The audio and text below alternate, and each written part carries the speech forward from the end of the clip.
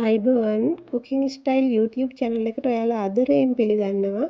මම අද ඔයාලට කියලා දෙන්නේ එක අන්නාසි ගෙඩියකින් මෙන්න මේ වගේ ජෑම් බෝතලයක් සාදා ගන්න ආකාරය. ඔයාලා ඒ සඳහා හොඳින් පැසිලා ඉදුණු වෙන්න මේ විදිහේ අන්නාසි ගෙඩියක් තෝරගන්න. ඒක ඔයාලා දෙපැත්ත කපලා ලෙල්ල ඉවත් කරගන්න.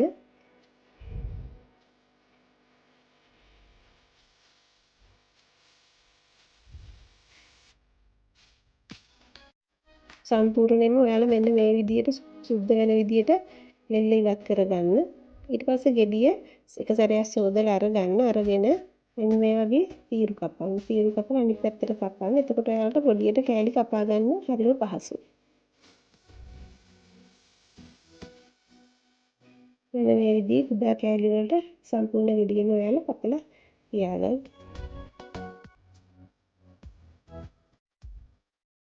අවසානයේට ඔයාලට මෙන්න මේ වගේ මැද නාර ටික ඉතුරු වෙනවා. ඒක ඔයාලා ඉවත් කරගන්න. ඊට පස්සේ ඔයාලට මිල්මස් සාදා ගන්න ඕන නිසා මෙන්න මේ විදිහට අඩු කෝප්ප දෙකකට දාගන්න අන්නාසි. ඒ වගේම අඩු කෝප්ප දෙකක් සීනි. දෙහි ගෙඩියයි ඉඟුරු කෑල්ලයි. මේ විදිහට ගත්තම ඔයාලට ප්‍රමාණයක් වෙනස් වෙන්නේ නැහැ. නිවැරදිව සාදා ගන්න පුළුවන්.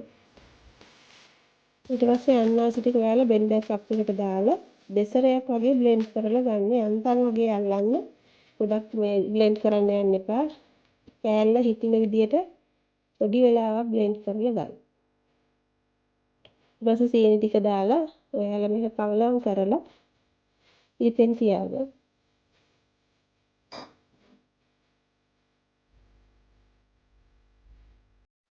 ඔයාලා තාම මගේ channel එක subscribe කරේ නැත්නම් subscribe කරලා bell icon එක click කරලා මේ වගේ අලුත් videos නරඹන්න පුළුවන්.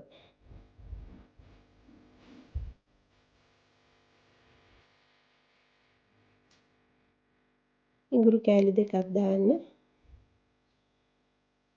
විතරම මේ විදිහට කවලම් කරමින් ඇඳි ගන්න.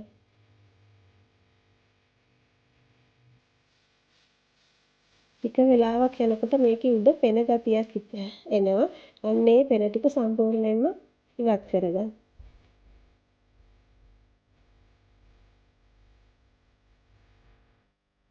ඔයාලට හොඳට පේනවා ඇති. උඩට පෙන ටික එනවා. මේක නටනකොට තමයි ඒ පෙන ටික උඩට එන්නේ. ඒක සම්පූර්ණයෙන් ඔයාලට ඉවත් කරගන්න තියෙනවා.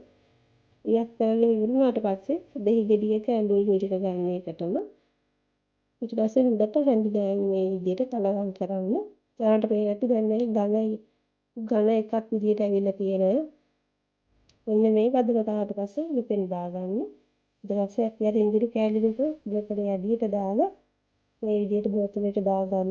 උකට ජීවාණුහරණය කරන ලද බෝතලයක්. මේ සඳහා ඔයාලා තියාගන්න.